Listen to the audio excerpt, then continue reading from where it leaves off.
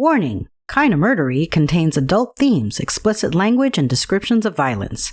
It is not suitable for anyone, and we recommend you stop listening now.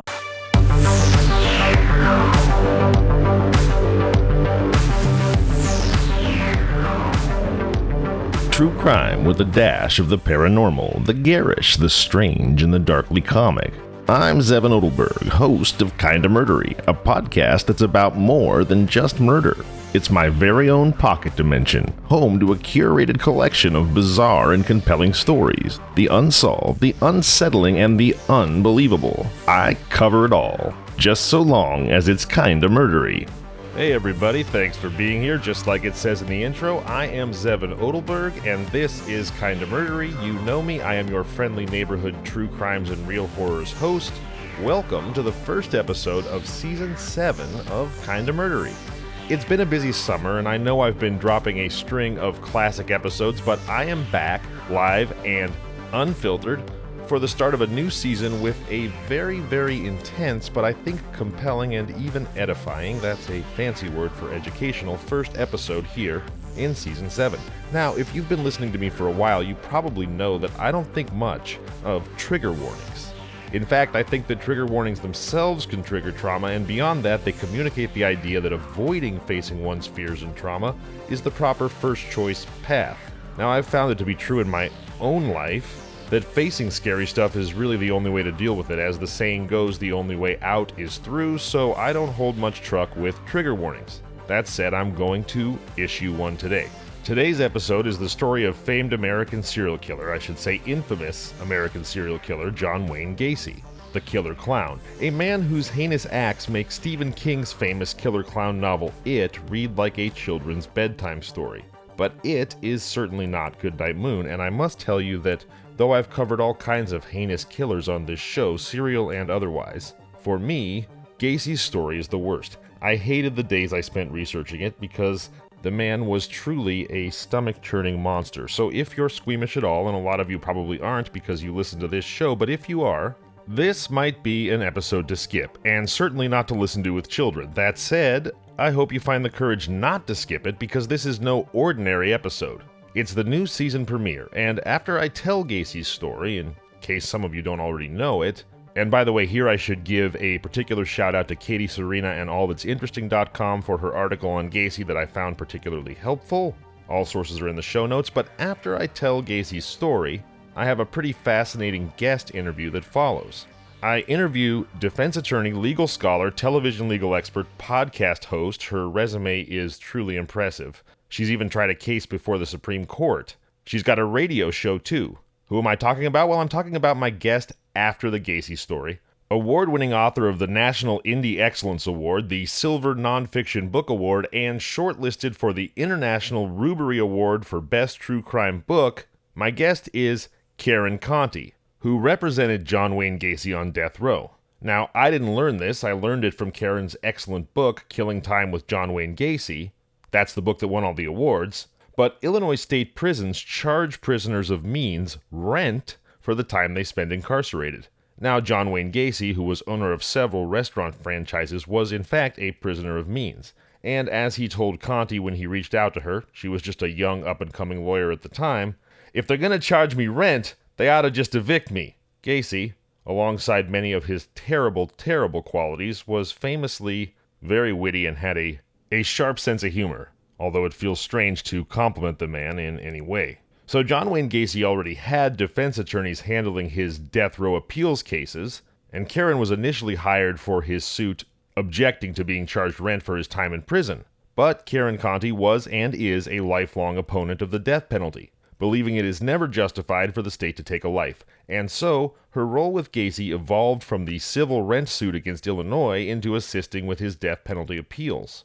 Gacy himself was a big fan of Karen and her partner, and so over the years she spent quite a bit of time with him both on the phone and in person. And the story she tells is a gut-wrenching, bone-chilling, emotionally difficult read. But the book itself is never difficult to read because it's fantastically paced, incredibly well-written, emotionally raw, and absolutely gripping from start to finish. I give Karen a ton of credit for the honesty and truth of her voice and her willingness to take a hard look at all aspects of the Gacy case, and to ruthlessly examine all parts of it, just like the expert defense attorney she is. And when I say ruthlessly examine, to her credit, Karen does not spare or excuse herself for her role or her reasons as to why she would choose to represent a monster like Gacy. And her account is highly personal, revealing not only the events and actions she experienced, but also the emotional and professional toll and advantages that dealing with an evil like Gacy's brought. It's a great book. I can't say I enjoyed reading it, but it's great. And if you are interested in serial killers, legal history, the moral quandaries presented by the death penalty, or just expertly written nonfiction that reads like your favorite legal thrillers, then you should absolutely get your hands on a copy of Karen Conti's Killing Time with John Wayne Gacy.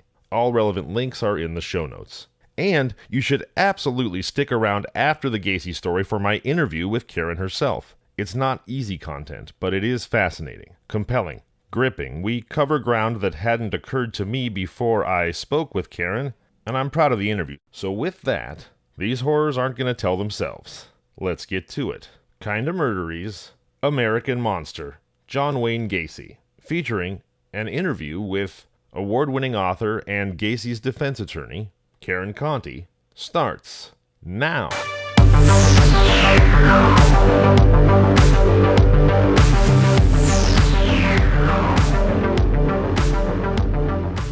January 2nd, 1972. The dawn of a new year and the promise of a fresh start.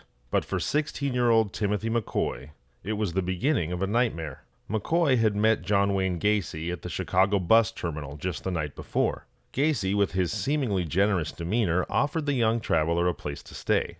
McCoy, eager to get home to Iowa after spending Christmas in Michigan, accepted Gacy's offer. In the early hours of the morning, McCoy got up, deciding to repay Gacy's kindness with a simple breakfast. He carefully laid out eggs and bacon, setting the table for two. With the innocence of youth, he walked up the stairs to wake his host, completely unaware of the knife still in his hand. What followed would forever alter the course of John Wayne Gacy's life, and, of course, tragically end McCoy's. Not realizing the boy had intended no harm, Gacy reacted with sudden violence, stabbing Timothy McCoy in the chest and killing him instantly. Then, in a sudden panic, he dragged the body to the crawl space beneath his home, burying it and covering the grave with concrete. Gacy would later report to authorities that the act of killing McCoy gave him a, quote, mind-numbing orgasm, unquote. Though the murder had been a mistake, it awakened in Gacy a craving for what he called the ultimate thrill. Imagine living in a quaint neighborhood where everyone knows your name and praises your generosity. John Wayne Gacy fit that description perfectly. To the unsuspecting public, he was the epitome of a good neighbor, a mild-mannered, likable man who always had a smile and a helping hand. He worked diligently in customer service, first managing his father-in-law's trio of KFC franchises before launching his own construction business. His customers saw him as a beacon of kindness and generosity.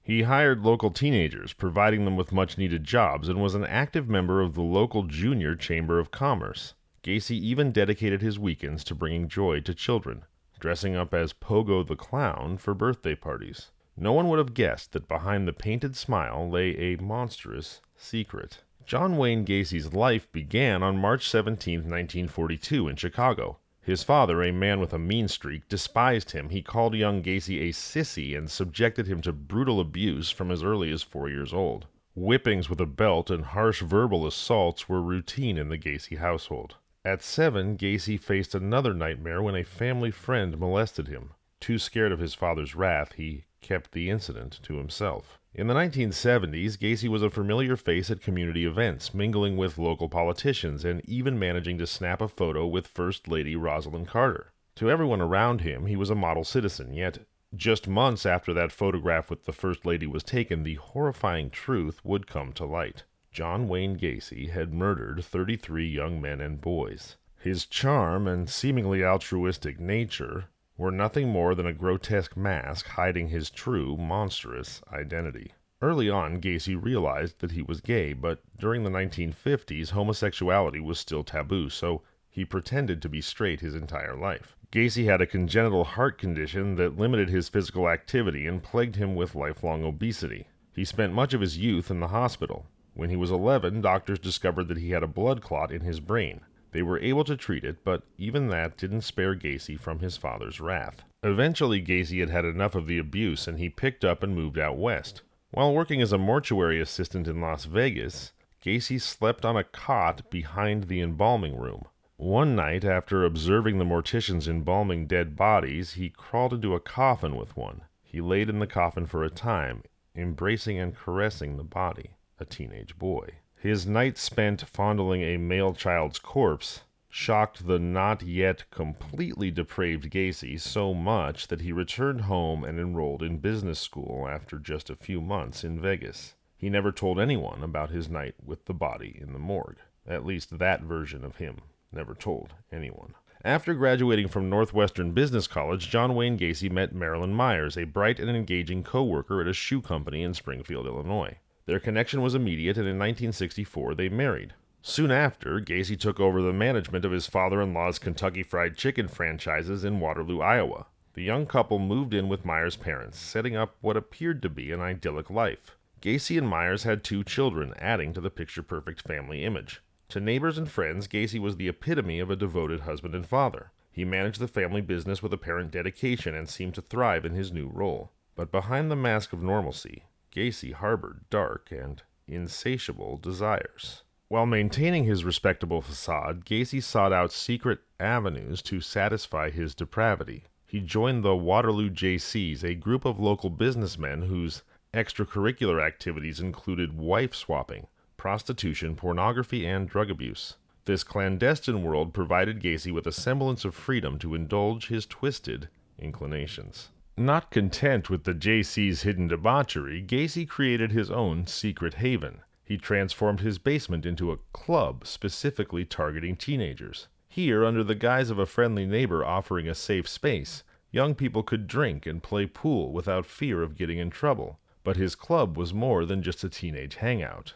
It was a predator's lair. Gacy's basement was a trap designed to lure unsuspecting teens. The welcoming atmosphere masked the true danger that lay beneath. While the community saw him as a generous and kind-hearted man, those who entered his basement stepped into the dark world of John Wayne Gacy, a world where his insidious nature thrived unchecked. He often would build up trust with his victims so they wouldn't need to be on guard, Detective Sergeant Jason Moran of the Cook County Sheriff's Office said years later. He was their employer, their friend. He may have been someone who provided them with alcohol and drugs and maybe a place to sleep at night. That's an easy way to kill someone.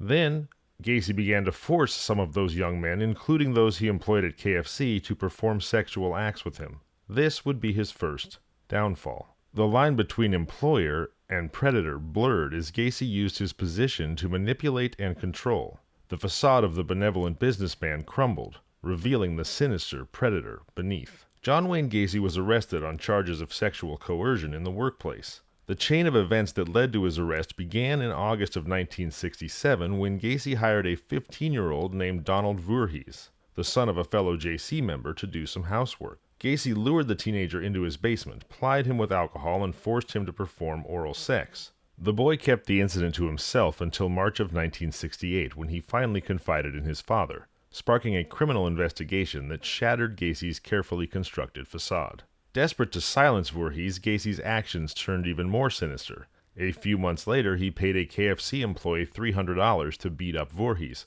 hoping to intimidate him into silence. However, Voorhees escaped the attempted beating and reported the incident, which only intensified the case against Gacy. In December, he pled guilty to oral sodomy. At that time, sexual relations between two people of the same sex were illegal in Iowa. Gacy was sentenced to 10 years in prison and was promptly served divorce papers from his wife, whom he would never see again. But less than 2 years after his sentencing, John Wayne Gacy was granted parole for being a model prisoner. During the short time he was incarcerated, Gacy managed to secure a raise for the prison mess hall workers, increased membership of the prison JCs by 600, worked to improve conditions for prisoners, and oversaw the installation of a miniature golf course in the recreation yard. He also pretended he was straight and that he hated, quote, queers, unquote, in order to protect himself from the wrath of his fellow inmates. Gacy was given 12 months probation under the condition that he moved back to Chicago to live with his mother and maintained a 10 p.m. curfew. He agreed and declared, "I'll never go back to jail."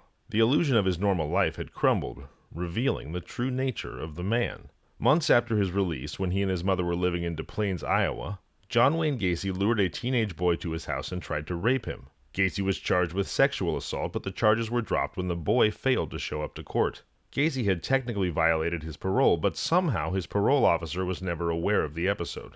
By 1971, Gacy had settled into a new home in Norwood Park, a neighborhood in Midwestern Chicago. His yellow brick ranch house there at 8213 West Summerdale Avenue would eventually become a graveyard for 29 young men and boys. While in prison, John Wayne Gacy became something of an artist, obsessively sketching the image of Pogo the Clown. After his release, he channeled his fixation into reality by joining the local Jolly Joker Club, a group of clowns who performed at birthday parties and hospitals. Gacy taught himself the intricacies of applying clown makeup, transforming himself into Pogo the Clown, just as he had envisioned in his prison drawings. Gacy's performances as Pogo the Clown were not limited to children's parties. He became a familiar face at various local events, including Democratic Party functions and charitable gatherings. He was the life of the party, bouncing kids on his knee and spreading cheer. But this cheerful exterior masked a much darker reality. Residents of Norwood Park recall seeing Gacy at his favorite bar, the Good Luck Lounge, dressed in full clown regalia. The public would feel much more comfortable if Gacy was the type of creepy, sequestered ghoul that was unkempt and heinous, Detective Sergeant Jason Moran said years later. But instead he dressed as a clown and bounced kids on his knee. He would knock at your door and say, "Vote for my candidate." Gacy's clown persona was a masterstroke of deception. By presenting himself as a friendly and harmless entertainer, he managed to ingratiate himself with the community, disarming any suspicions about his true nature. The cheerful clown mask concealed the predator lurking underneath, enabling him to gain the trust of those around him. This duality, the friendly clown and the monstrous killer, made Gacy's true nature all the more terrifying. The neighborhood saw him as a harmless entertainer, never suspecting the horrors he was capable of committing.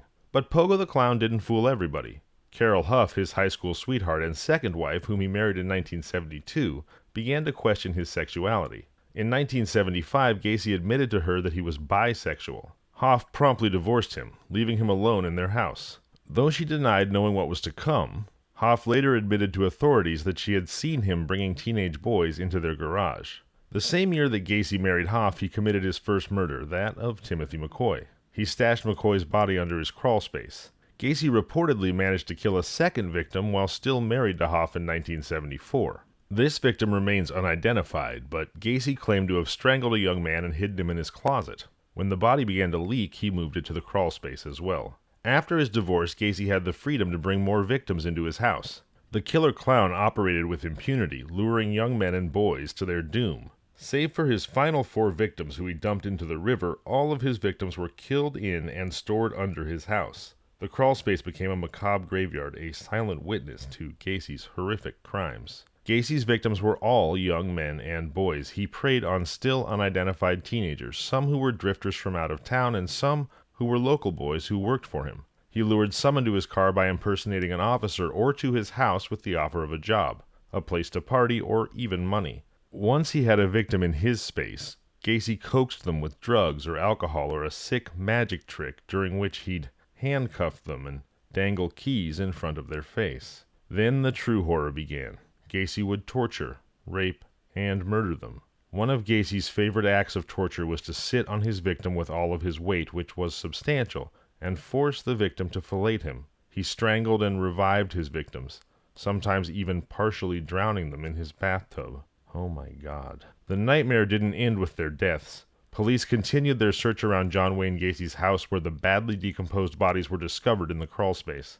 Gacy's monstrous acts were concealed beneath the floorboards, the silence of his house hiding the screams of his victims. In a grotesque twist, Gacy had the gall to participate in the search parties for some of the boys. He was friendly with their parents, considered an upstanding member of the community. Gacy's ability to blend into society while committing such heinous murders made him one of the most terrifying of all serial killers. The friendly neighbor, the cheerful clown, and the devoted community member, all masks that hid the true face of a monster. He had set himself up to kill unfettered and unsuspected, but his 33rd murder wouldn't go quite as planned.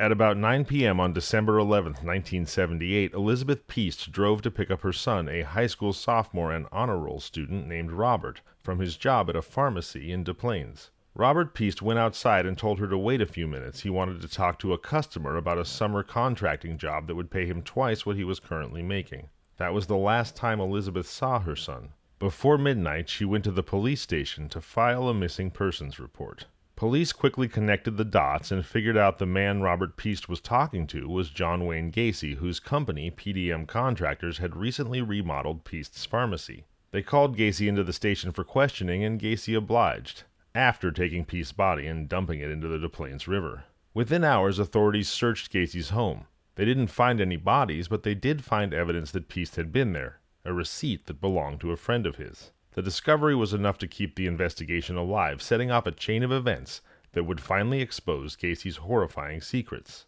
It wasn't until December 22, 1978, almost exactly 10 years after his first sodomy conviction, that Gacy, the killer clown, confessed to murdering dozens of young men and boys. Investigators swarmed his house, uncovering a nightmarish scene. The crawl space, a grim graveyard, held 29 bodies, many decomposed beyond recognition. Dental experts were brought in to identify John Wayne Gacy's victims by their teeth, piecing together the chilling puzzle of his horrific crimes. The true extent of Gacy's monstrous acts was finally coming to light, revealing a decade of terror hidden beneath a veneer of normalcy. 3 years later, the killer clown attempted to escape justice by using an insanity plea during his trial, hoping for a not guilty verdict. The jury didn't buy it. Gacy was sentenced to death, and the friendly facade he had maintained for all those years finally dropped. He showed no remorse for his victims, revealing the true coldness of his character. The man who had once charmed his community as a jovial clown and a helpful neighbor was unmasked as a remorseless killer, awaiting his fate on death row. He looked at his victims like he was taking out the trash. He had no feelings about them, said Gacy's lawyer, Sam Amoranti. He could talk about a child who was dying of cancer and cry like a baby about the child that he didn't even know or had never met, and feel authentically sad about the child. And then he'd talk about another child, one that he murdered, and have no feelings whatsoever. John Wayne Gacy spent 14 years in prison awaiting his execution. The night before he was to be put to death, he returned to his roots and ordered a bucket of Kentucky Fried Chicken as his last meal. According to reports, the killer clown's last words before his execution were, "Kiss my ass." And that is the terrible story of a truly, truly evil man. Now please stay tuned after this short break for my interview with Karen Conti.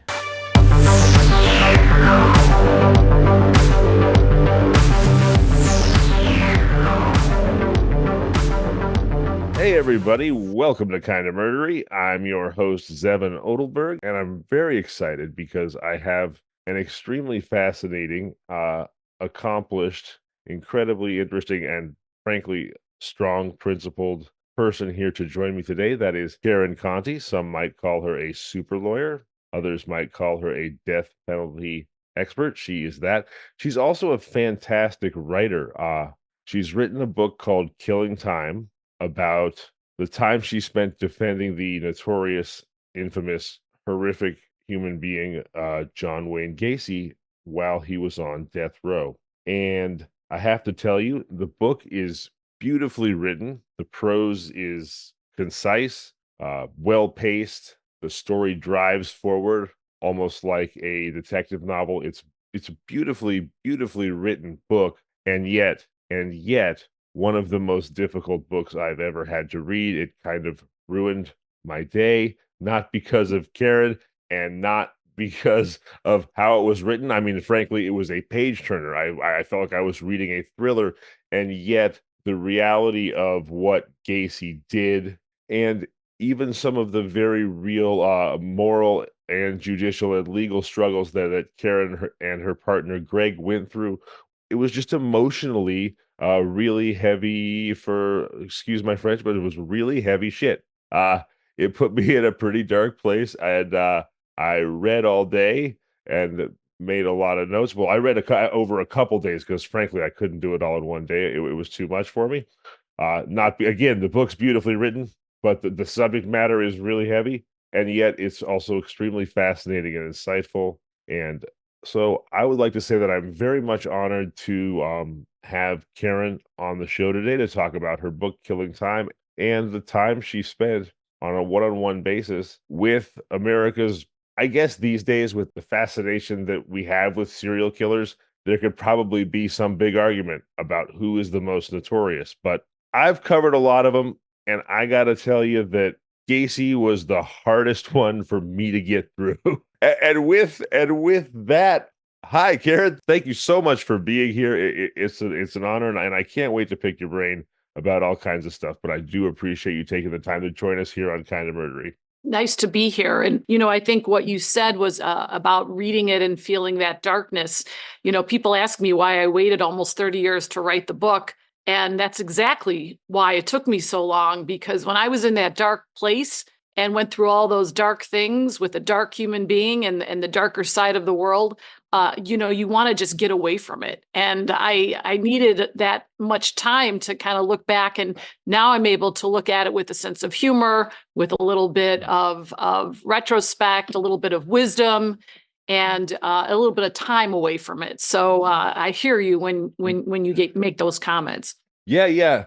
I really admire the emotional and moral strength that you have to have gone through what you went through doing that job, which in some ways I want to compare you and your partner, Greg Adamski, to Atticus Finch for being the lawyer with the fortitude to stand up and do the job that had to be done that no one else wanted to do, and for being vilified in the process. On the flip side, of course, Atticus was defending an innocent man who was the victim of racial prejudice, as where Gacy was probably the least innocent man ever.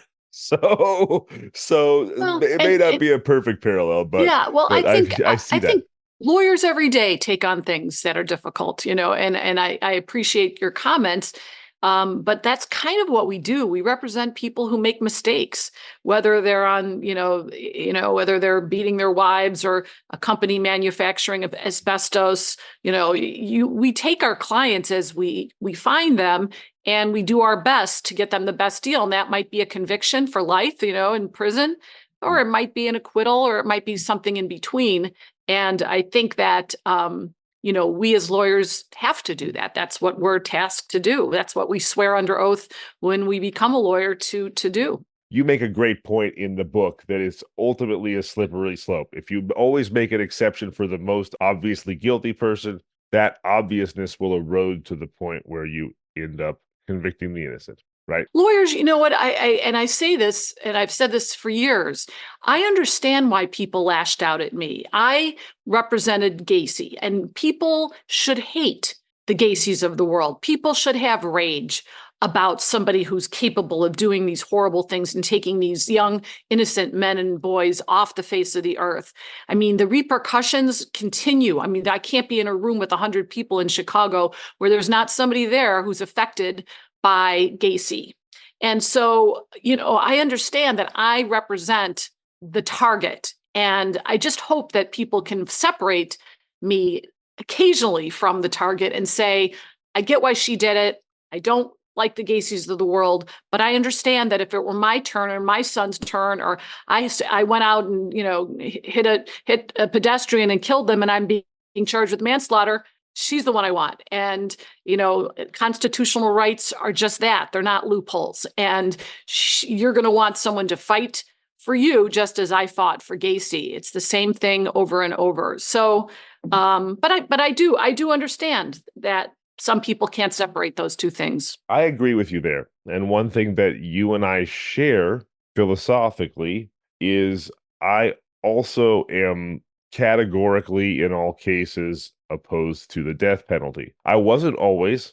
I can remember being like a young teen and not having a very nuanced view of the world and thinking like, well, sure, if somebody did something bad enough, they ought to be executed for it.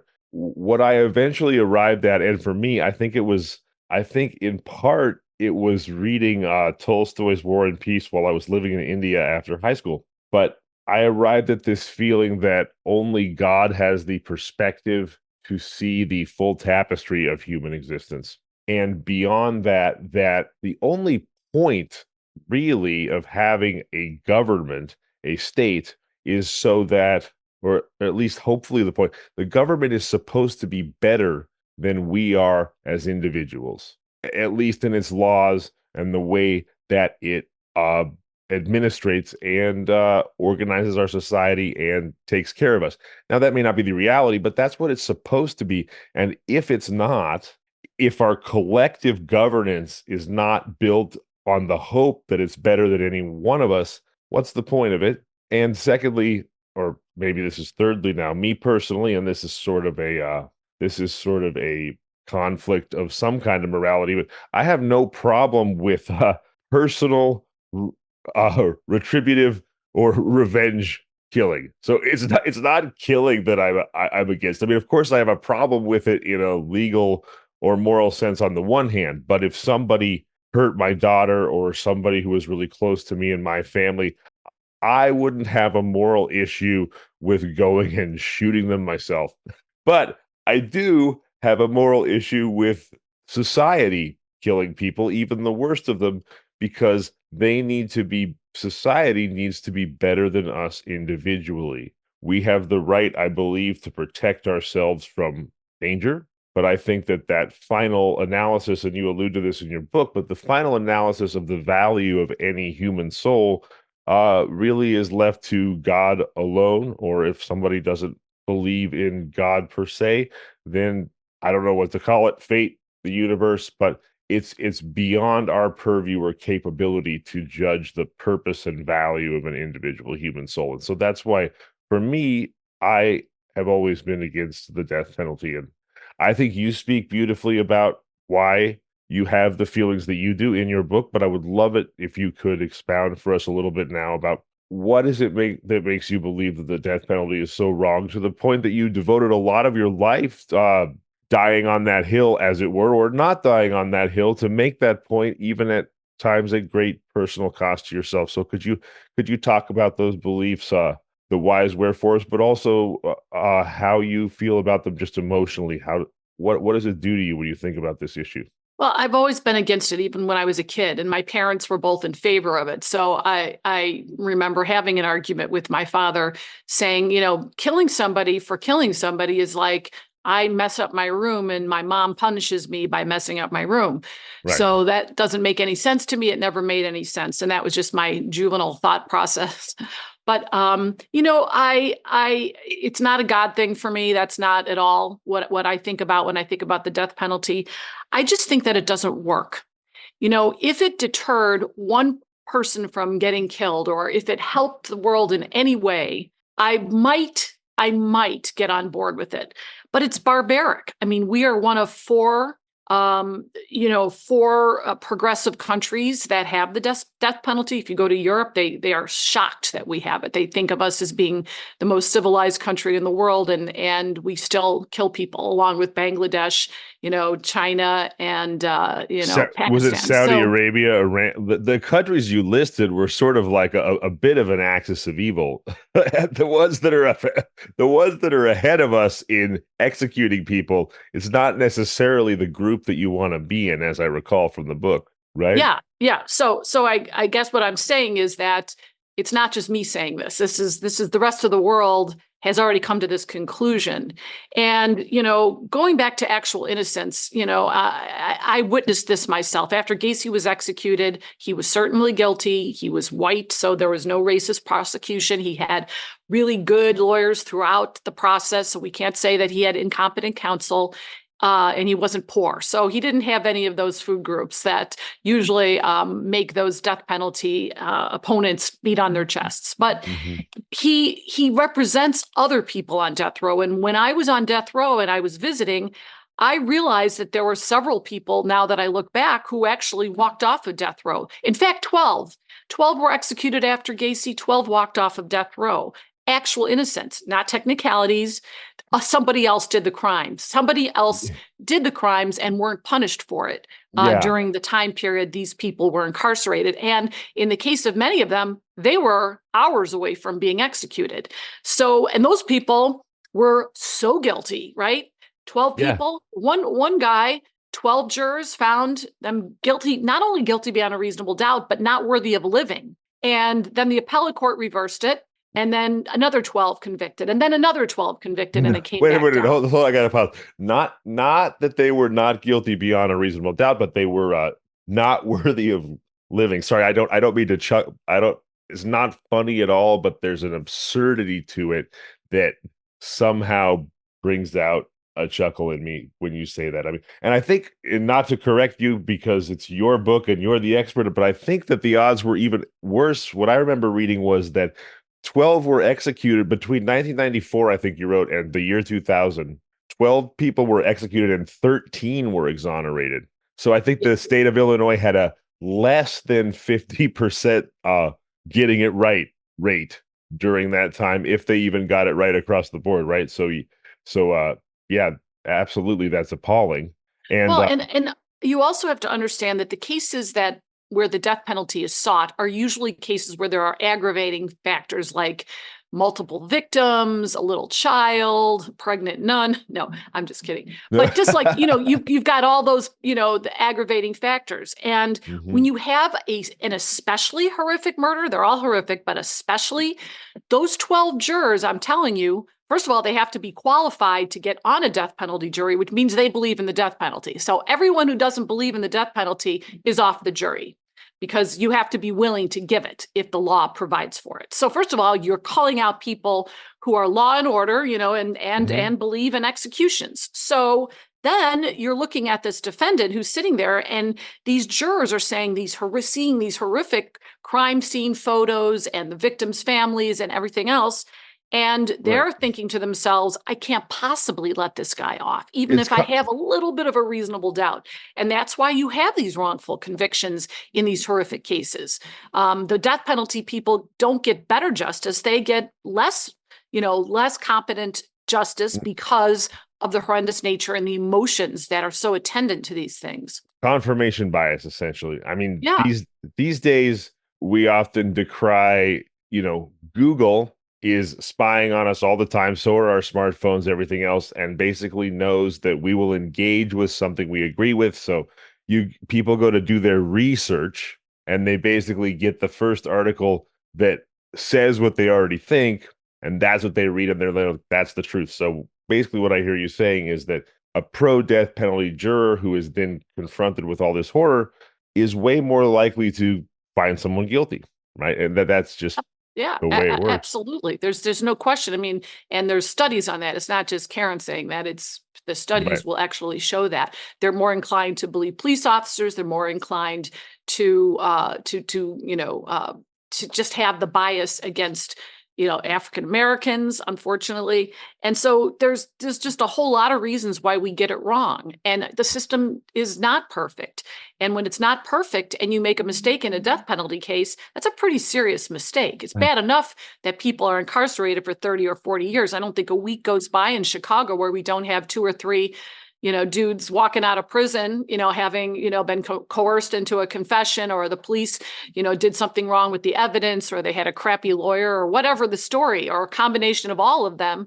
They're walking off, having spent their entire life behind bars. So if we're getting it wrong there, we're getting it wrong with the death penalty even more. Yeah. And I think you allude to in the book that there's a massive, racial disparity in who is executed for which crimes. There's a massive disparity in what becomes a capital case depending on the identity of the defendants. Not to mention that capital cases are more expensive because of the appeal process. These are all things you allude to in the book, and I think they're all legitimate things.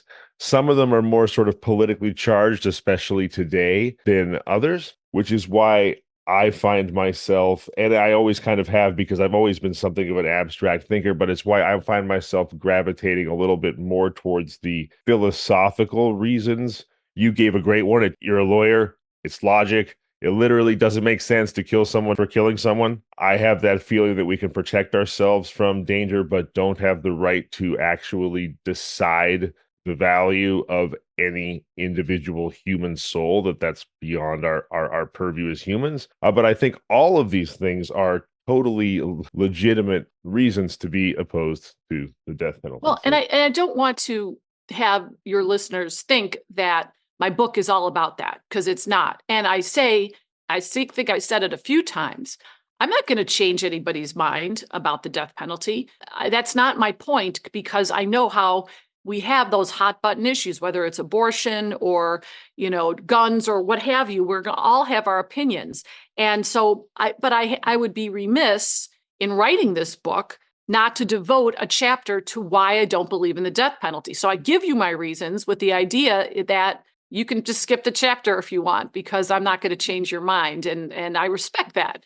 Right. And I think that, I think we're seeing a change in how people view the death penalty. I think young people were at actually an all-time low in the approval rating for the death penalty. It was usually up in the 80s to 85 percentile would favor a death penalty over a life imprisonment for certain murders. And now it's way below 50. And I think our young people don't have the stomach for it. I think that we're looking around and we're seeing states abolishing it or putting a moratorium on it. We're seeing fewer prosecutors seeking the death penalty. We're seeing fewer jurors, even in some of these horrific school shootings, not giving the death penalty for one reason or another, because of mental illness or a bad upbringing or drugs and alcohol, in the bloodstream while pregnant, and all of those things. You're Right. seeing a lot of jurors saying, "Listen, not on my dime. I'm not doing it. I Right. can't do it. If you want to do it, you do it. I'm not doing it." And there are people who think it's more punishment to spend the rest of your life in prison, as I say, in half a parking lot space. So Yeah. that could very well be worse punishment. I've always sort of assumed, thankfully have had no opportunity to know, but I've always assumed that life in prison would be worse. Although, interestingly, reading your book with someone like Gacy, who had a level of celebrity and notoriety and money and a sense of humor and a certain kind of interpersonal charm and seemingly status among his other inmates, it was hard for me to determine if for a guy like that, life in prison would be worse punishment. It seemed like there were at least parts of his prison experience, as awful as it was, I'm sure, and as terrible as you point out the facilities were, it seems like he probably would have preferred life in prison. Well, I should make this argument because it goes against the death penalty, argument. But I have seen, representing criminal defendants going to prisons my entire life, that people generally adapt in prison. It's called institutionalization. They at first can't stand the idea that, they have to be confined and they can't do certain things. But then after a while, they adapt to it. And I find that people who visit prisoners have a harder time adapting to watching their loved one, live this confined life. But in fact, human beings find joy and find pleasure and find satisfaction in the smallest of things, whether it's a special meal or going out to the yard on a sunny day. And, it's not that Gacy's money bought him any nicer facilities, but I do believe the Gacy's of the world wanted to. He told me he did not want to get out of prison. Not that that was an option, but he said, I read between the lines. I don't think he liked, not to say that he didn't want to kill. He wanted to kill. And if he had gotten out, he would have kept killing. But I think that it got out of control. I think a person like Gacy was what needed more and more to fuel his urges, and he just couldn't take it after a while. There were some nights he would go out and kill 3 boys, one after another, and then get up and go to work the next day and take drugs to get up and take drugs to go to sleep. And, he had, Plus the stress and workload of trying to plan. Yeah, he imagine hid them all it. under his house, for God's sake. So he clearly started running out of ideas about how to deal with all these bodies, right? Yeah, and Oh my I'm not gosh. saying he was remorseful, because he wasn't. Don't Right. make any mistake about No, that. no, But right.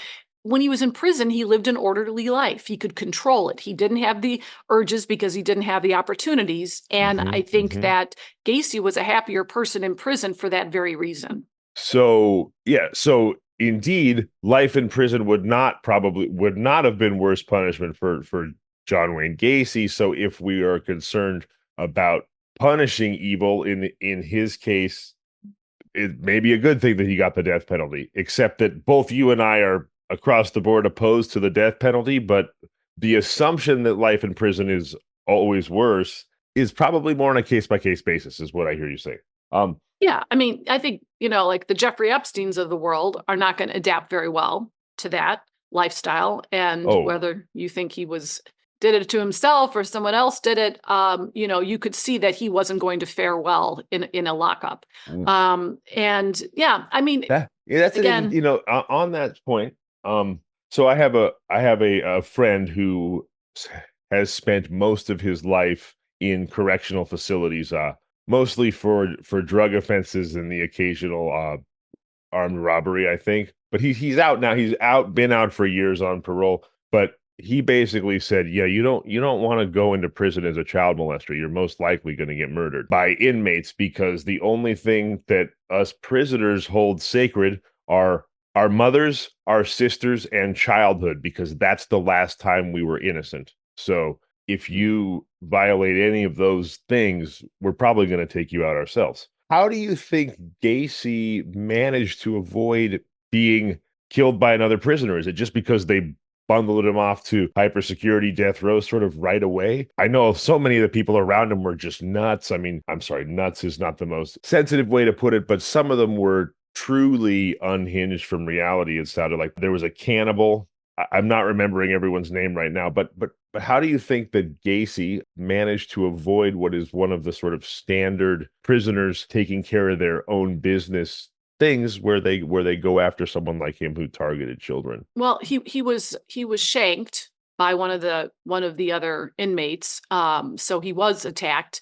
I don't know that there was a purpose for that, because the man who attacked him was pretty psychotic and attacked everyone, including guards and prisoners and people in the courtroom wherever he went. So, I think that Gacy, because he had some money and he had the ability to buy things at the commissary, those little tiny things like being able to buy cigarettes or a can of soup for somebody, you can buy a little bit of protection.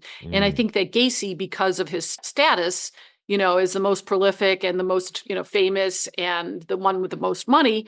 I think that others knew that they could get something from him. I mean, people who are antisocial in their personalities everyone's a pawn to them. And, Gacy was no different. Everyone in his surrounding area was of use to him. So, he was a master manipulator, and so are all these other sociopaths. So I think that there's a hierarchy there, and a way of living and a way of protection that's kind of foreign to us, because we don't have to do that. We're not surrounded by predators necessarily.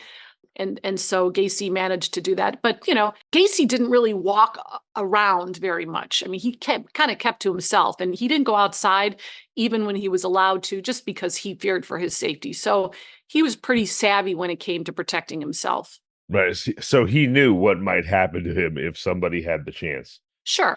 Right. And understand this: the people on death row were all did really bad things, killed women, raped Right. women, Right. ate women. Oh I my mean, God. there were no Oh my choir God. boys in this group here. So I don't know how you look down your nose on somebody who did this when he did that. So You reference many times in the book too that he had, and maybe this is counterintuitive, maybe it's not, because we seem to know so much about serial killers these days in terms of the pop culture fascination, that he had this sense of humor and this charm that was in some ways sort of irrepressible. So the first time you went to see him, you and your partner Greg were served the prison lunch, the same lunch that Gacy got. So tell the listeners, how does that work? Why were you guys eating prison lunch? And Gacy had a joke for you that I thought was pretty clever, but I'd rather have you tell that story if you don't mind. So the first time we went to visit Gacy, it was about noon, and we knew that lunch was served. So Gacy went and he came back with 3 trays. And so we each had a lunch. And I said, "Oh, that's really nice, John. Like, is the prison paying for this? Who's paying for this?" He said, "Oh, no, we have this rule on death row. If we have guests, then somebody else who doesn't have a guest that day will sacrifice their lunch for the guest. And then when it's their turn to have a guest, I would sacrifice my lunch." And I go, "Oh, that's nice. It's a nice little rule." And he said, "Yeah." So I said, "Well, who sacrificed their lunch for me?" And he looked right at me and he said, "Charles Albanese." Well, if you're in Illinois, you know who Charles Albanese is. He poisoned his entire family with about 2 pounds of arsenic. So So, and then of course I realized he was joking.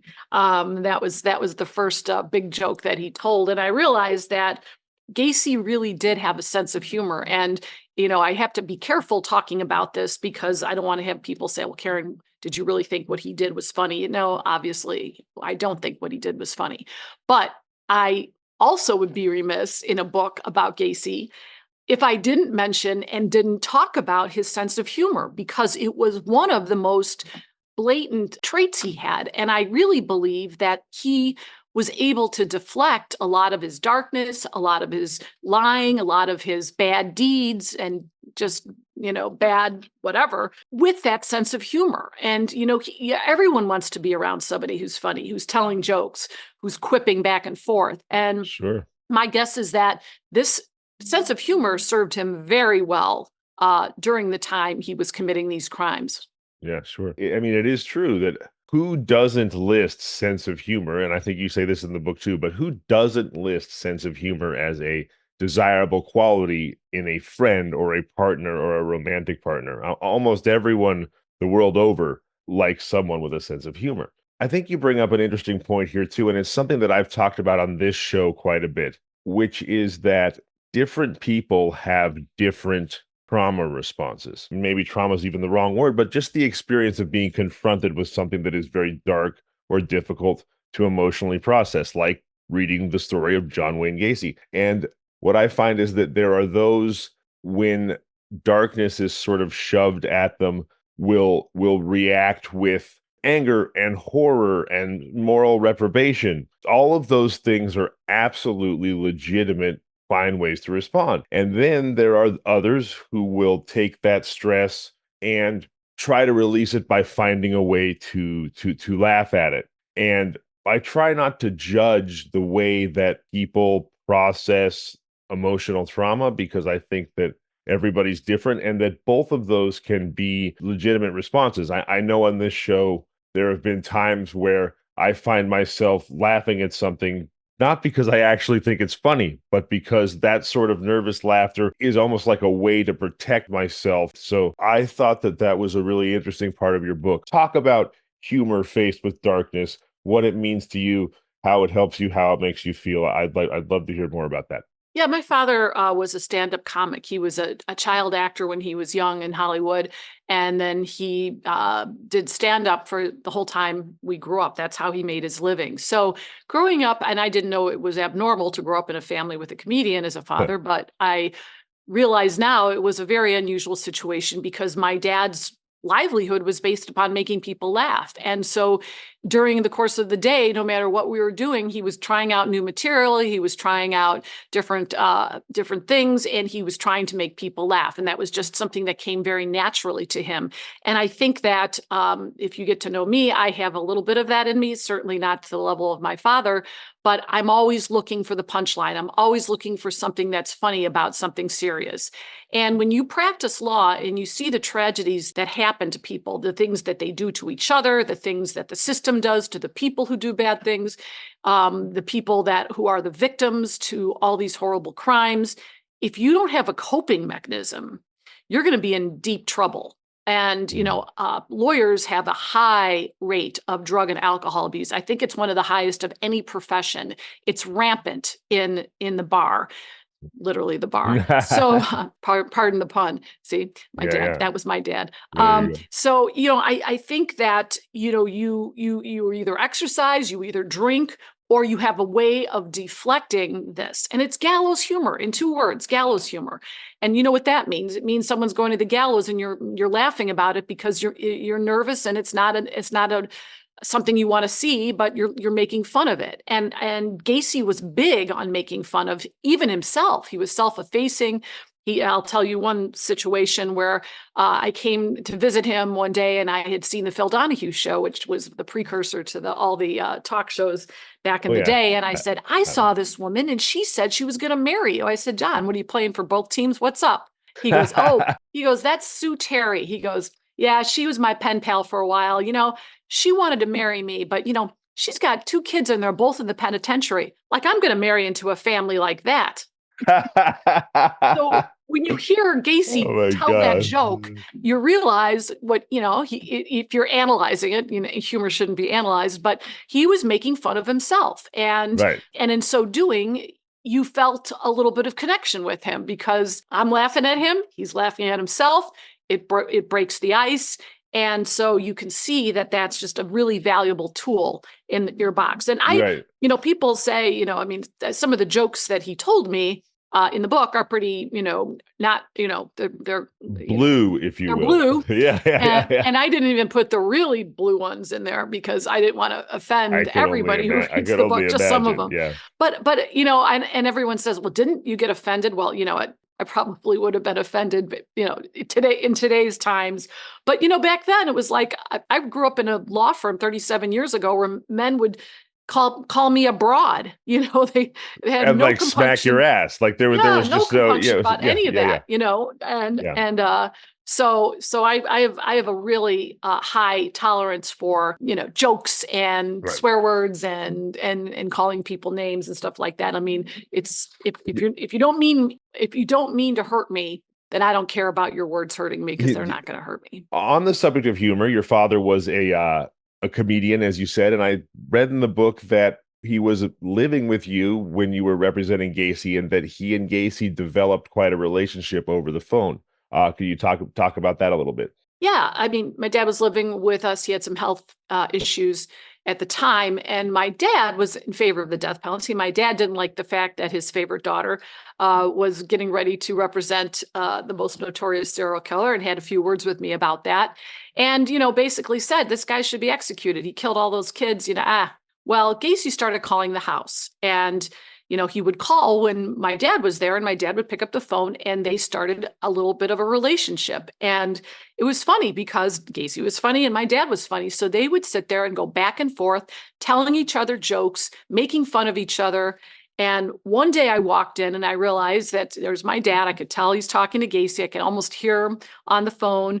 And I heard my dad say, John, do you know what you're going to have for your last supper? And, you could hear Gacy say, I'm not sure yet or something. And my dad says, you know what, John, you should have fresh strawberries. And you could hear Gacy go, well, why, Joe? Why should I have fresh strawberries? And my dad said, because they're out of season.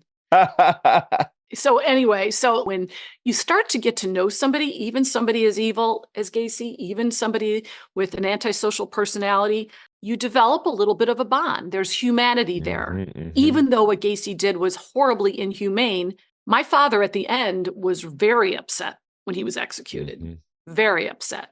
Same with my office staff. They did not want to pick up the phone for him. They didn't want to, a couple of them wanted to quit because they did not want to deal with John Wayne Gacy or tell their friends they were dealing with it. But by the end, when Gacy had spoken to all of them, at one time or another, and told jokes and, had, sent them a Christmas card, and they were very upset too. So the moral of that story is that once you experience humanity, and Gacy had humanity, he had a life where he was married and he had children and he was a hard worker and he, volunteered for the church and he was a political guy and he did these things that were pretty good. And then he did these things that were really horrid. And so bad that I've done a lot of serial killers, and I got to tell you, because you have extremely graphic descriptions of what he actually did contained in your book. And I found Gacy's crimes to be the hardest to take when described to me of any serial killer that I personally have covered on this show or read about. Like, I don't know if that's just my own personal visceral reactions, but for me, he's like heads and shoulders above Dahmer or Bundy or pretty much just anybody else that I've covered anyway. There's a difference between murdering somebody and making sure that they suffer as much as possible when they're being killed. The fact that he would essentially waterboard them, which is something that at the time we didn't know so much about, later post 9/11 and all the questions about torture we do now, but he was essentially waterboarding them while raping them, while strangling them to death. I mean, I don't even really want to get into it, but my God. But it's an interesting thing you say about humanity, because we very often as humans, when we're confronted with somebody whose behavior is truly monstrous,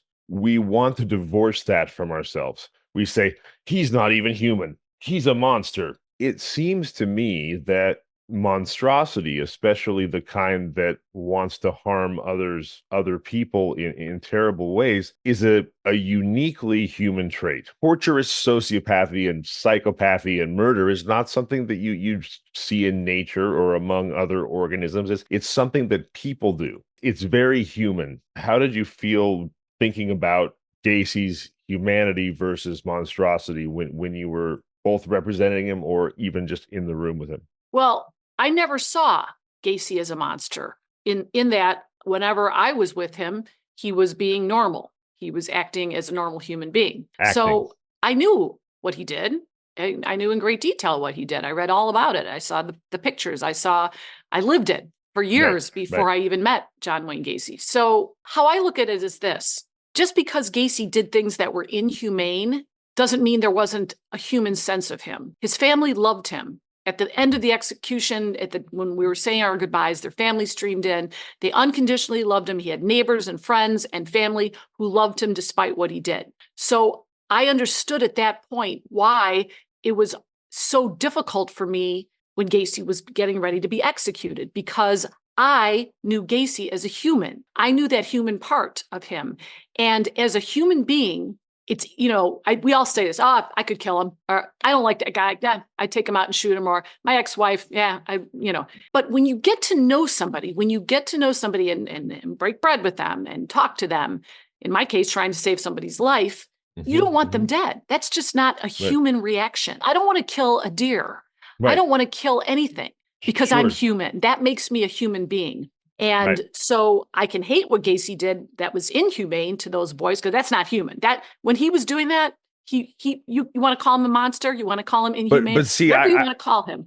I Sick, would argue, you want to call him damaged, you want to call him whatever you want to call him. But the Gacy that I spent time with was a human being. I did not want him to be executed. So, but I would argue that those horrible things that he did were human, in the sense that humans almost uniquely among animals in the animal kingdom, only humans do that awful stuff. We have serial killers. No other animal does. So I feel like we as a society, as humanity, as creatures, rather than saying there's a human Gacy and an inhuman Gacy, we need to be willing to say that even monstrosity is in fact human and can't be divorced from what we are, as much as we would like it to be. Don't you think that Gacy weaponized his ability to be charming and funny and to show people his humanity? I mean, that was one of his key assets in committing the crimes that he committed. I think he had two parts of him. I don't think the average human being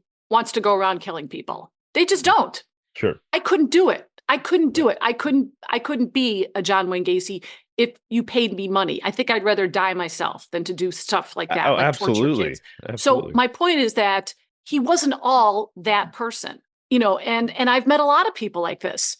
They're perfectly good people. They do like everything right. They're nice to people, and then they beat their wives. And then you look back and you figure out why, maybe, and not that you're going to excuse it. Maybe it'll explain it though. And you sit there and you go, that guy's a wife beater, but like he's a human being. Like it's hard. It's hard to have those two things coexist, but I think in some people they do. I really do. Gacy was not a consistent person. When you're an antisocial person, you do what other people think you should do. He mimics human emotion because his human emotion is really messed up. Whether it was because of something he was born with or the number of things that happened to him when he was young that caused him to be what he was, but he was still a human being. And that's why when it came down to the very end of this, it's very, very difficult to have somebody executed. I will just tell you that. I hear everything you're saying about him being a complex person and the humanity that he was able to demonstrate. I just wonder, how much of that do you think was purely performative in terms of knowing what he needed to do because he was very smart and wanting to elicit particular reactions from others? And how much of it do you think was genuine? Do you feel like he had real affection for you and Greg and certain others, or that he just knew what he needed to do to make himself look good or how he wanted to look in a particular moment? It's hard to say. I can only tell you what I felt from him. And I think that at first when I met him, he was very much on the surface, but as I got to know him, I think I got to him a little bit. He is, he loved his mother. He had two sisters whom he loved. He had two wives who he got along with very well until he divorced them. Gacy loved women. He loved his mother. He loved his two wives. He loved his two sisters. And he and I had a little bit of a bond because I would get through some of the stuff with him. And I'd say, Gacy, you know what? Just tell me the truth for once. Cut the crap. let's cut the crap and let's tell me about this. Did you love your father or did you hate him? What's the story? Why did you do this? Why, And so I think I think he did have a little bit of affection for me. I can't speak for the other people, but I definitely, we had a couple bonding moments about different things in our lives. I'm an empath, so if your listeners are probably going like, "Oh, you're friends." Oh, you're one of those people who makes everybody's trauma about themselves. No, Great. no, I'm pretty realistic about who teasing. people are. I mean, I Right. never. I mean, Gacy was a sociopath. I know all about it. I've read Of course, books about no one it. knows better than you. Yeah, absolutely. I mean, he's a narcissist. He's a borderline. He's, he was a bad dude. Like that's not an issue. But what I'm telling you, and I'll tell the story really quickly. Please. I taught the death penalty class for a number of years at University of Illinois. I had a number of students every year. I take a poll. How many are you in favor? How many are against? We had a lot of people who were in favor of it. And part of the project was I would hook up my students with a lawyer who was handling a death penalty case on Illinois death row. And the student could do whatever they want. They could go visit the guy. They could write briefs. They could talk to the lawyer. They could look at the case. They could talk to the victims. Whatever they wanted to do, they would write some report, give a little bit of an oral presentation at the end of the class. I let them do whatever they wanted. So at the end of the class, every year, every single student, even the ones who were wildly in favor of the death penalty, there's not a single one who met and talked to the death row inmates who said they believed in the death penalty for their guy. And this is the significance. When you get to know somebody, when you talk to somebody, when you deal with that person's humanity, despite his inhumane acts, you don't want him to die. Mm-hmm. At one point in the book, you talk about representing Gacy on death row and how it was important, even though you and everyone felt like he was obviously guilty of these horrible things. You compare it to a pool game, basically saying that as we test the strength of these various arguments and counter arguments, even if it doesn't work out for Gacy, we're trying to put the ball in the corner pocket because it may help another inmate who perhaps is innocent or not as guilty and deserves to help. We're laying groundwork for someone else, if not Gacy. The question I had for you there, as you were writing the book, how much did you struggle with, think about, agonize over the metaphors that you chose to use? I think this is a pretty apt one, but I also find when talking about really emotionally intense topics, it can be really difficult to pick the right analogy or metaphor. Well, I've used that a lot. And I actually used that analysis yesterday with a client of mine. We were trying to strategize about what to do in court and how to approach a particular problem. And I said, why don't we file the motion? Because if we don't win it, then at least we have the judge's attention that this is an issue. And then the next time we have an issue, the judge is going to pay better attention to it. And that's the same thing. You want to get the ball in the pocket, but if you get it in the pocket, you still want to set it up for the next shot. So you have a clear shot to get the next ball in. Or if you miss the pocket, at least you think about setting it up for the next shot. So I think I've used that analogy a lot, and it really is very apt because not everything you do is going to win. But you have to be strategic, even if you are sure that you're not going to win. And frankly, this case was all about not winning. I mean, I wasn't that naive as a 28, 29-year-old lawyer that I was going to, beat the system and Gacy wasn't going to be executed. I mean, he was going to be executed.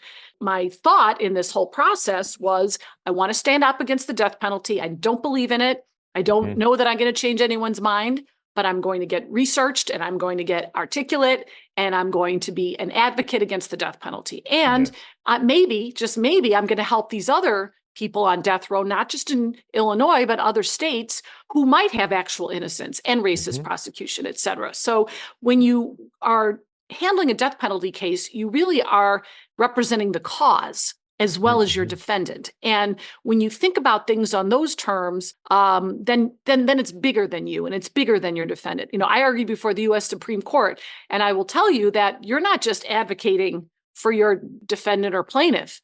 Right. You are changing the law. You're asking the court to interpret the law of the nation. Yeah. And going forward, the law is going to be different because of you. And so that's how important it is. It's almost like you're lobbying a branch of government to make a change.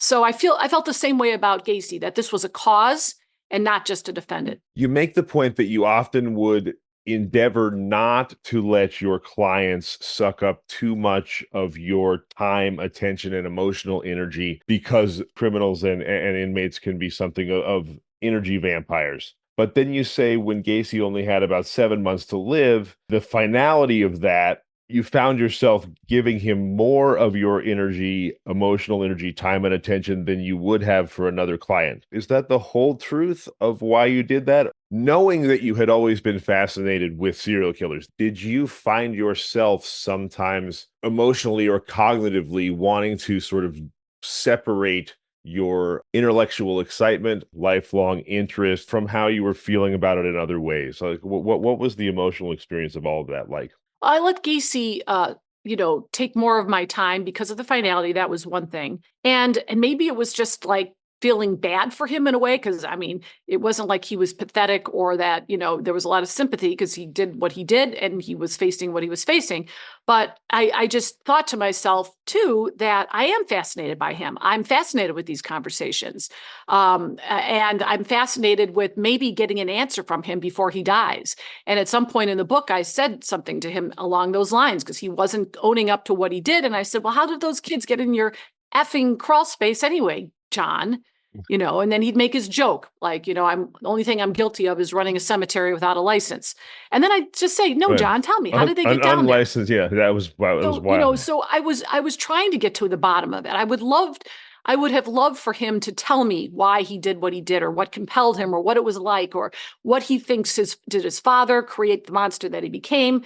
I wanted an answer. And I thought if I spend some time with him, maybe I'll get that answer, because I wanted it. I wanted to know what happened. When I saw pictures of him as a young boy and I got to know his family, that's another story. That family was, fairly normal. And his sister was a lovely person, totally moral person, lived a great upright life, was a good mother and grandmother, loved her brother, had no idea what was going on, had to this day, just could never figure out what happened to him. And I just think, what happened to you, John? What happened along the way that made you what you became? Because I don't believe that he was born that way. And so I think that was part of my, that combination of all of that, the fascination, the finite amount of days he had left to live, and that I gave him the time, and I don't regret it at all. And that dovetails into my next question, and it's something you actually address, I think, quite elegantly in the book. But how do you feel about the fact that much of your success and fame is linked to one of the most horrific and terrible killers of all time? How much do you think about that? Is that a weight you feel like you carry on your shoulders? Have you made your peace with it? How do you feel about your connection with John Wayne Gacy today? Well, somebody told me that I should stop saying that I've had success in the media or in my career or as an academic because of Gacy. The better way to say it, according to my friend, is that the fact that you represented Gacy put you in the spotlight. You handled yourself well, you educated yourself, you handled yourself with dignity, and people respected you after that. I think that's part of it, but I also think that in our society, when you're associated with someone who's a household word, whether it's valid or not, they think more of you. So, Kim Kardashian is famous for what? We don't really quite know, but she certainly is. And she took that to the bank, and I don't have any problem with that. It is what it is. But I think that, I am like a legal novelty. I think that Gacy, someone seems to think that because John Gacy chose me, here's a guy who had made a lot of bad choices in life, and he chose me to be his lawyer. And I took the case and I lost it famously. And he was executed the exact minute he was supposed to be executed. I didn't save him 1 minute. And all of a sudden now I'm a better lawyer. That's the perception that we have in this country. I'm a designer lawyer. The Alan Dershowitzes of the world, they lose a lot of their cases. You had the guts to take on the unwinnable case and to wade through those waters and to go through that emotional hell and do the job that most people wouldn't want to or were afraid to do. And I think that's why people see you as a better lawyer. In my mind, you didn't really lose because it was already lost. But anybody would want a hard-nosed, super intelligent attorney that was going to be willing to jump into the trenches and fight an unwinnable battle for them because of the courage and acumen that it takes. And so I think that you should be commended for that. But that's also why I think people see you as a better lawyer. That, and yes, we have a fascination with celebrity. There's no question about that. So one of the most chilling moments in the book for me, I found you described talking to Gacy and about killing all these young boys and men. And he said to you, the hard part isn't the killing. It's finding the people who aren't going to be missed. And that just kind of made the hair stand up on my arms and my stomach drop. And something there about just the vulnerability of the disenfranchised. And in the book, you describe how for your entire life, ever since, you have these recurring nightmares of his final victim, Robert Piest, and what the family went through and how he died. And for me, that was so movingly illustrative of who you are inside and emotionally, and the weight and the toll that this has taken on you. So for those people out there that think you're an opportunist reptilian who's taking advantage of a horrific murderer, read the book. Not at all the case. I think, Karen, it seems to me that you've dealt with a lot of emotional torment and all kinds of stuff related to having gone through this difficult experience that most people wouldn't have either the fortitude, courage, or desire to do. Talk just really briefly, if you would, about this idea of the hard part is finding the people who won't be missed and how that sort of dovetails with the way that you find his victims on your mind or in your dreams. Well, Gacy was a predator. He had a type. He was instinctive, and as most predators are. I was just on a safari in Africa, and I watched it in action. And I watched how predators responded to things. And, if there was an injured bird, the leopard was going to get that bird. And, I watched a hippopotamus had a broken leg. And I watched how, the animals came in, and then the hyenas came in, and then the vultures came in. So I know that in Gacy's world, he was a predator, and he knew instinctively who would be missed and who would not be missed. And he made a mistake with Robert Piest because he was ramping up and he was losing control. And Robert Piest was left at a drugstore with his mother in a car running, whose birthday it was. And they were going to go back home and celebrate the mother's birthday. And Gacy took that kid to his house and killed him within probably an hour. And he was the reason. Robert Piest was the reason that Gacy was finally caught, because his mother was sitting there and knew where he was. And so, I think that you see this all the time. The Gilgo Beach murder, he did the same thing as Gacy. He found the marginalized part of society, the sex workers, the women who were slight in stature, even though he was 6'4" or whatever he was. He wanted the small women because then he could overcome them. He was a predator. He is a predator. So I think that these people do things that we don't even know. We couldn't even do that. We couldn't even do that by thinking it all out and planning it. These people, it's the way they roll.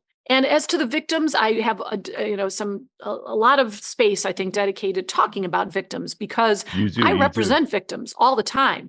I represent people who are sexually abused. I represent people who are beaten by their husbands. I represent people who want to get someone prosecuted, and because I am somewhat prominent in my community legally, I can go to the state's attorney and talk to them about getting something prosecuted. So I've done, or using my media connections to get the word out that somebody should be prosecuted.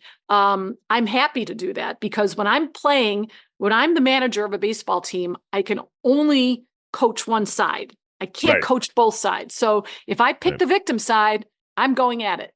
And you watch out. And if you land in jail, buddy, good. That's what my whole goal was. So, but if I'm representing you, I'm going to advocate for you. And that's all you can ask of a lawyer. So going back to that, I think Gacy picked his victims well, and he was right about that. And I think that the people who do this kind of thing know who to choose. Yeah.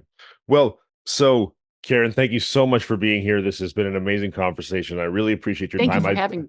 Absolutely. I do quickly. Now, you have a radio show in Chicago, right? And you also have a podcast. So can you quickly just quickly plug those for us? Tell people about your radio show and your podcast and where they can find it. And in case anybody wants to tune in and listen, because I'm sure it's fascinating stuff.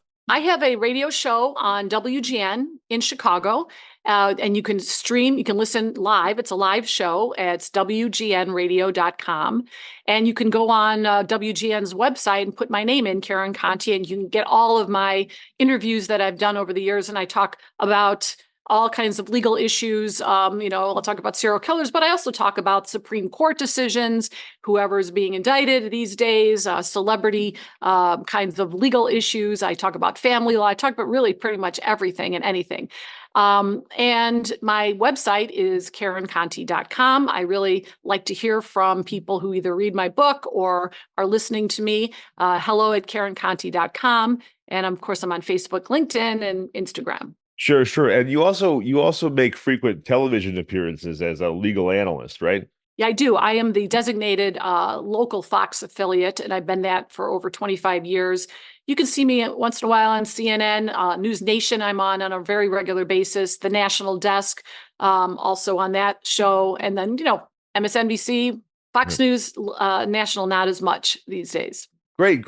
Well, and I hope everybody checks you out on all of those platforms, because I have found our time together utterly fascinating. Again, everyone, the book is called Killing Time with John Wayne Gacy, Defending America's Most Evil Serial Killer on Death Row by Karen Conti, who has joined us today. That's Killing Time with John Wayne Gacy. Karen, where can they buy your book? Amazon is the best place, of course. And thank you, Jeff Bezos. And if you like it, please give me a nice review, because that helps me. If you don't like it, just tell them you read a John Grisham novel and be done with it.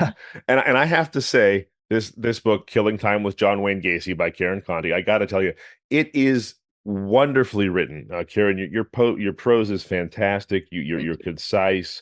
Your pacing is amazing. It's dramatic. It feels like a novel.